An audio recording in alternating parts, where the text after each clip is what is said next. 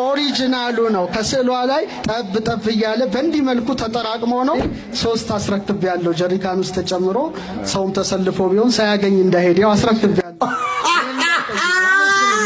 ሰጥቻለሁ ለማለት ነው። ይሄ ኦሪጂናሉ ነው። ከስዕሏ ላይ ጠብ ጠብ እንዴም ገረዳና ረጫቱበት ነው የሚሰጣቸው። ጎበዝ አረ ሸራርዶ ሰው ይስማ መለወርቅ አመሰግናለሁ። እያጠቁት የተነሰሰዋል ያው የከንፈር ያው ለምሳሌ ይሄ ከንፈር ይተያ እሺ ከንፈር እሺ የተተረተረችው እሺ አዎ ተረግጬ ነው ሰው ብዙ ጊዜ ልብ ኬስ ይጠበቅ ይባላል። እሺ ያው ጀናዛ አሯሩጥ ተብሏል። እኛ አይደለም ያለው ቁርአኑም ከትቦታል። እሺ ጀና የሞተን ሰው አሯሩጥ አሳድር ሚል የለም።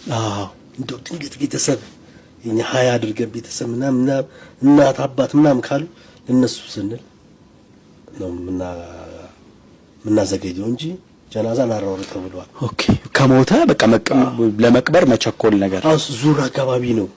አሁን የምነግር ሰውየው ዙር ላይ ሞተ ምናምን ተጠራው እንደማንኛውም ሰው የትም ጀናዛ ቤት አይደለም ቤት ውስጥ ነው የምናጥባው።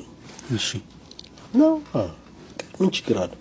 ከፈን ምናምን ከፈን ቤት ውስጥ ማዘር ብዙ ታስቀምጣለች ብያለሁ። ኦኬ እና ከፈን እያመጡ ሰው ይነይታል። አንተ ከዛ ከፈን ቆርጬ ምናምን ሄድኩ። ስናጥብ ግን አጋጣሚ ነገር ነው ወይ ለብህ ያለ ነገር ነው። ብድግ ሲል አቀኝ አላውቅም። ያ አላህ እንደዚህ ማለት ተተላለቀ። ግን በቃ ቀድሞ ስለመጣኝ እዚህ ጋር እቺ እንደዚህ ተተረተረች። ኦኬ እንደዚህ ማጥባራል። ምን ተሰማህ ግን አንተ ጀናዛ ብለህ እያጠብክ የነበረ ሰው ሲነሳ ምን ቃል ታምር ነው። በቃ ጸጥ ነው ያልኩት ለረጅም ሰዓት። ከዛ ተቀየረ። እሺ በተክቢራ ተቀየረ። አላሁ አክበር ዱዓ ተደረገ ምናምን ሰደቆን እየመጣው በበላው ነው ነበርኩ የዘየው የኔ ልጅ ነው። ሱብሃንአላህ ፈለኩ የኔ ልጅ ነው። ሱብሃንአላህ ጥያቄው አግብታል? አዎ ሱብሃንአላህ ይሄ ከባድ ልጅ ነው። ከኔም ልጅ ከፈለካለኝ አራግብቻለሁ። ያ አላህ ያ አላህ ምርጥ ሚስታለኝ አልኩት። ማሻአላህ ጋዛው እንደዋልኩ የሚደንቅ ነው በጣም ላይክ አንዳንዴ ደግሞ ከዚህ አለፍ ብሎ ደግሞ ከዚህ ጋር የተያዘ ሌላ ስቶሪ ካለ በሰማም ደስ ይለኛል። ላይክ ወይ ተቀብሮ ሊሆን ይችላል ወይስ ኦን ዘ ዌይ ወደ መቃብር እየሄደ ሊሆን ይችላል። እንደዚህ አይነት ነገርስ ገጥሞ ያውቃል? እንደዚህ አንዳንዴ የልብ ኬስ ሲሆን ወደ ሐኪም ቤት ወስደው 2-3 ቀን እየቆየ ሚነሳኩ በብዛት ይኖራልኩ። ግን ምንድነው ገና ሩህ እንትባላለች ሩህ ጮት አትፈልግም። መስጊድ በለው በቃ እኛ ሩዋችን መስጊድ በለው ወላሂ ጮት ካሰማት በቃ ትፈራለች። ትጠፍ በቃ መጀመሪያ የሰራው ስራ አለ ምናምን ጮት አይፈልግም። የታመመ ሰው አይጩበት ሐኪም ቤት ብዙ ጊዜ ያላየ ለስጮ የታመሙ ድክ እኔ ነኝ እንዴ ተረኛ ነው። ያ አላህ በጤነኛነታችን ግን ተረኛ አንልም። አትጩባት ቁርአን ደስ የሚል ነገር ሩሁ ካልበረጋ ያለ አረጋ ያለ እየተደሰተች የምትሄድ ነገር ነችና እንዲህ ነገር ነው የምትፈልገው። ቀጥተንና የሆነ ሳደ ደግሞ አለው ትላለች። ማንኮራፋት አለ የምትለው ነገር አለች። እሷ ትለቅ እዚህ ጋር አለ።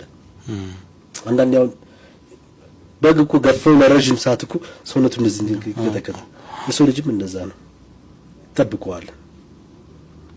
እቺ ላባለ ይሄ ላባለ ይሄ ሰውነታችን እንትን አለ መጠብቀው ነገር አለ እና በጣም ጥንቃቄ ይፈልጋል። በተለይ ሞተ ተብሎ ስታወጣው ጥንቃቄ ግድ ነው። እርግጠኝነት ያው ሁሉ ሰው አንተ ላይ ነው ያለው። ይጨርሰው ብለህ ዱዓ ልታረግ ነው ሳይሞት ሞተ ብለህ መጣ። ስለዚህ ጥንቃቄ ይፈልጋል። ቼክ ኮቲንሽ ደቂቃ አለ የሰውነታችን ይሞካል። ኦኬ እቺ ስራችን አለች እንዴ ትንቀጠቀጣለች ራሷ እንደዚህ እንዴ መንቀጥቀጥ ባህሪ አላት። እሷ ስጨርስ እንዴ ስትመጣ ቅልች ኦኬ እዛ ሰዓት መፍረድ ትችላለህ። ያለ እዛ ከባድ ነው። ሰው ከዚህ ጋር የተያዘ ሌላ ስቶሪ አለ። እስቲ ቆይቷል ሳላገባ በፊት ምናምን ነገር እንዴ አሁን ዘመድ አለኝ። ከዘመድም በላይ በብዙ ነገር እንደጋገፋለን። እሱ ብቻ ሳይሆን ነገር ያለው እነ ሙባሪክ እነ መሐመድ ኢሳ እነ ኢንጂነር ዳውድ ኢማም ዳባት ወንድ ኦኬ እነሱ አሉና አሁን አሜሪካን ያለው ሰው ያለ በጣም እንደዚህ የቸገሩ ሰዎች ምናምን ነገር ሲሆን ደውለን ኮንታክት እናድርጓለን። ኢንሻአላህ አሁን እኔ እሱንም በዛው ስነግረህ أعوذ بالله من الشيطان الرجيم شهر رمضان الذي أنزل فيه القرآن هدى للناس وبينات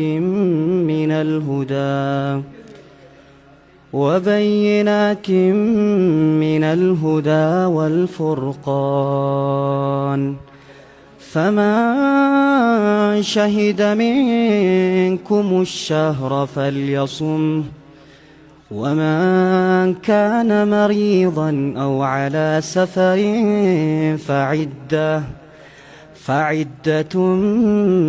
من أيام أخر يريد الله بكم اليسر ولا يريد بكم العسر ولتكملوا العدة ولتكبروا الله على ما هداكم ولعلكم تشكرون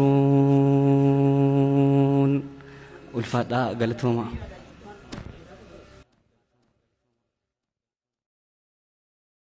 ኢየሱስን ገድለውታል የሚባለው ሲሄና ያወከረን ንግግር ኢየሱስ የኛ ነው የሚሉትን ጠላት አድርጎ ከማየት የበለጠ የሚዛን መዛባት አለ ብዬ አላስብም። ርቀት ይሄ ነው። እስቲ አንተ ብቻ ተናገር አቡኪ መቀንጨር ነው ብዬ አስባለሁ። ይሄ አለመንቃት አለማወቅ አላህ እድሜና ጤና ይስጥ። ነገር ላይ ራሳችንን እንዳዋቂ አድርገን መነሳታችን ዋጋ ያስከፈለን ይመስለኛል። ለዛ መካከለኛው ምስራቅ ለሁላችንም ለሙስሊሙ ለክርስቲያኑ ላይ ሁሉም እንግዲህ የተስፋይቱ ምድር ናት። ትልቋ መሰረት የተጣለባት የነቢያቶች ምድር ናት። ነቢያቶች ሁሉ ኦልሞስት ኦል በሚባል አብዛኛው የወጡት ከዛሽ ምድር ከዛ ጂኦግራፊካል ፖዚሽኑ ከዛ ሪሊ መካከለኛ ምስራቅ ነው። አንተ ከሳይቤሪያ የተላከ ነብይ የለም፣ ከላቲን አሜሪካ የመጣ ነብይ የለም፣ ከአፍሪካ የመጣ ነብይ የለም። ነቢያቱ ሁሉ የመጣው ከመካከለኛ ምስራቅ ነው።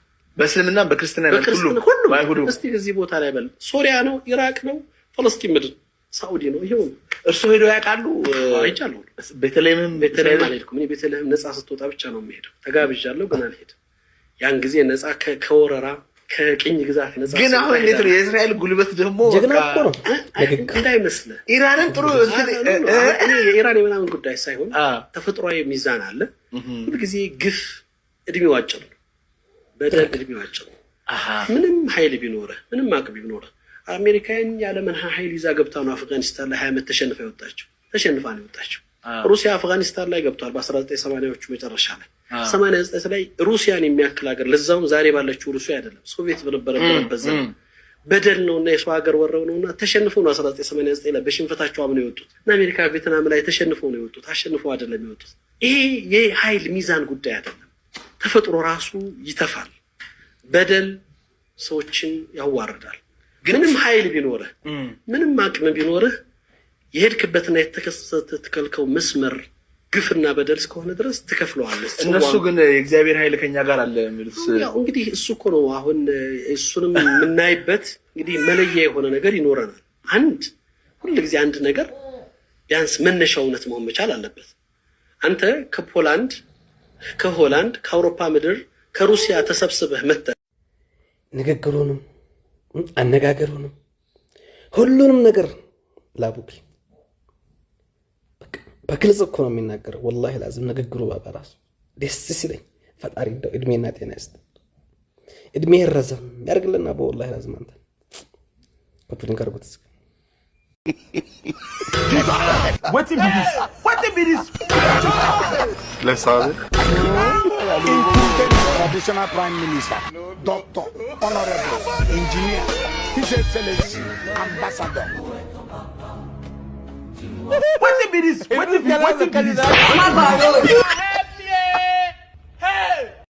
ኢትዮጵያ ሀገራችን በበርካታ ችግሮች ውስጥ አልፋለች። የብሔር ጦርነቱ፣ የፖለቲካ ፍጅቱ፣ ጦርነቱ የወለደው የኢኮኖሚ ችግር ስንክሳር ብዙ ችግር ውስጥ አለ። ይሄን ችግር ለማባባስ ወደ ሃይማኖት ወደ ማይፈታ ግጭት ለመፍጠር የሚሰራ ሰው እንዳለ መቃብለን ማየት ያስፈልጋል። ጥንቃቄ ያስፈልጋል።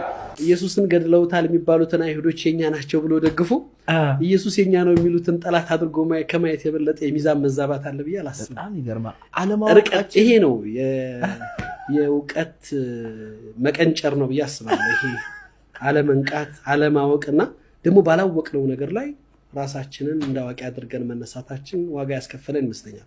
ለዛ የመካከለኛው ምስራቅ ለሁላችንም፣ ለሙስሊሙ፣ ለክርስቲያኑ፣ ለአይሁዱ ሁሉም እንግዲህ የተስፋይቱ ምድር ናት። ትልቋ መሰረት የተጣለባት የነቢያቶች ምድር ናት። ነቢያቶች ሁሉ ኦልሞስት ኦል በሚባል አብዛኛው የወጡት ከዛች ምድር ከዛ ጂኦግራፊካል ፖዚሽኑ ከዛ ሪሊ መካከለኛ ምስራቅ ነው። አንተ ከሳይቤሪያ የተላከ ነብይ የለም፣ ከላቲን አሜሪካ የመጣ ነብይ የለም፣ ከአፍሪካ የመጣ ነብይ የለም። ነቢያቱ ሁሉ የመጣው ከመካከለኛ ምስራቅ ነው። በእስልምና በክርስትና ሁሉ ባይሁዱ እስቲ እዚህ ቦታ ላይ በል ሶሪያ ነው፣ ኢራቅ ነው፣ ፍልስጤም ምድር፣ ሳኡዲ ነው። ይሄው እርሱ ሄደው ያውቃሉ? አይቻለሁ። ቤተልሔም አልሄድኩም። እኔ ቤተልሔም ነፃ ስትወጣ ብቻ ነው የምሄደው። ተጋብዣለሁ ግን አልሄድም። ያን ጊዜ ነፃ ከወረራ ከቅኝ ግዛት ነፃ ግን አሁን እንዴት ነው የእስራኤል ጉልበት ደግሞ በቃ እንዳይመስልህ ኢራንን ጥሩ እንትን እኔ የኢራን የምናምን ጉዳይ ሳይሆን ተፈጥሯዊ ሚዛን አለ። ሁልጊዜ ግፍ እድሜው አጭር ነው፣ በደል እድሜው አጭር ነው። ምንም ኃይል ቢኖርህ፣ ምንም አቅም ቢኖርህ አሜሪካን ያለምን ኃይል ይዛ ገብታ ነው አፍጋኒስታን ላይ 20 ዓመት ተሸንፋ ነው የወጣችው። ሩሲያ አፍጋኒስታን ላይ ገብቷል በ1980ዎቹ መጨረሻ ላይ 89 ላይ ሩሲያን የሚያክል ሀገር ለዛውም ዛሬ ባለችው ሩሲያ አይደለም ሶቪየት በነበረበት ዘመን በደል ነውና የሰው ሀገር ወረው ነውና ተሸንፈው ነው 1989 ላይ በሽንፈታቸው አምነው የወጡት። እና አሜሪካ ቪየትናም ላይ ተሸንፈው ነው የወጡት፣ አሸንፈው አይደለም የወጡት። ይሄ የኃይል ሚዛን ጉዳይ አይደለም። ተፈጥሮ ራሱ ይተፋል። በደል ሰዎችን ያዋርዳል። ምንም ኃይል ቢኖርህ፣ ምንም አቅም ቢኖርህ የሄድክበትና የተከልከው መስመር ግፍና በደል እስከሆነ ድረስ ትከፍለዋለህ። እነሱ ግን የእግዚአብሔር ኃይል ከኛ ጋር አለ የሚሉት ያው እንግዲህ እሱ እኮ ነው። አሁን እሱንም የምናይበት እንግዲህ መለያ የሆነ ነገር ይኖረናል። ሁልጊዜ አንድ ነገር ቢያንስ መነሻው እውነት መሆን መቻል አለበት። አንተ ከፖላንድ፣ ከሆላንድ፣ ከአውሮፓ ምድር፣ ከሩሲያ ተሰብስበህ መጥተህ ከኢትዮጵያ ፈላሻ ነኝ ብለህ ኢትዮጵያዊ ሆነህ ሰው ሀገር ላይ ሄደህ አንተ ባላገሬው ግን የት ነበር? እነሱ ሀገራቸው የት ነበር? እስራኤል ቆይታሉ። እሱ እኮ አሁን እስራኤል ላይ ክርስቲያን የሚባሉት እስራኤሎች ወይም ደግሞ ትክክለኛ አይሁድ ነን የሚሉ ሰዎች እኮ ተቋሚ ናቸው። ምድር እንዲኖረን ሀገር እንዲኖረን አልተደረግንም፣ የተረገምን ህዝቦች ነን፣ መሬት የለንም፣ ሀገር የለንም ብለው ከፈለስጢኖች ጋር እኮ ሰልፍ የሚወጡት እነዚህ ጥቁር ኮፊያ የሚያደርጉትና ረጃጅም ፀጉር ያላቸው እነዛ እኮ በጣም ተቋሚ ናቸው። ይሄ የጽዮኒዝም አስተሳሰብ እንጂ የአይሁድ እምነት አስተሳሰብ አይደለም። እኛ ተረግመና በሰራነው ጥፋት ተሰደናል፣ ምድር የለንም፣ ሀገር የለንም። የፈለስጢኖች ምድር ከነዓንዮች የኖሩባት መሬት ናት። ትናንትም ዛሬም ታሪኩ ያለ የነሱ ነው። ዛሬ ያለችው አገሪቱን ከመሰረቱት እንግዲህ ትልልቅ ከሚባሉት የእስራኤል መሪዎች ውስጥ ታሪካቸውን ስትመለከት እዛች ምድር ላይ ሲገቡ በፈለስጢን ፓስፖርት ነበር የገቡት። የፈለስጢን ፓስፖርት ይዘው ገብተው ነው እንግዲህ ሀያሏን እስራኤል ዛሬ ዓለም ላይ የመሰረቱት። አሁን ጎልደማየር የምትባለው መሪያቸው ጠቅላይ ሚኒስትራቸው አንዷ የነጻነት ታጋይ ተምሳሌት ከንፈለሰነ የፈለስጢን ፓስፖርት ነው ነበር። ይሄ በጣም ሩቅ ነው። ቆይ ጥያቄ ግን ምንድነው? እነዚህ ሰዎች ከግብጽ የወጡት እስራኤላውያን አይደሉም ነው የሚሉት እርሶ? ቁርአን ላይና መጽሐፍ ቅዱስ ላይ ከግብጽ የወጡት እስራኤላውያን መቼ ነው ከግብጽ የወጡት? የዮሴፍ ዘመን ማለት ስንት ሺህ ዓመት ነው? በጣም ብዙ። አንተ ዛሬ አሁን ትናንትና ኢትዮጵያና ኤርትራ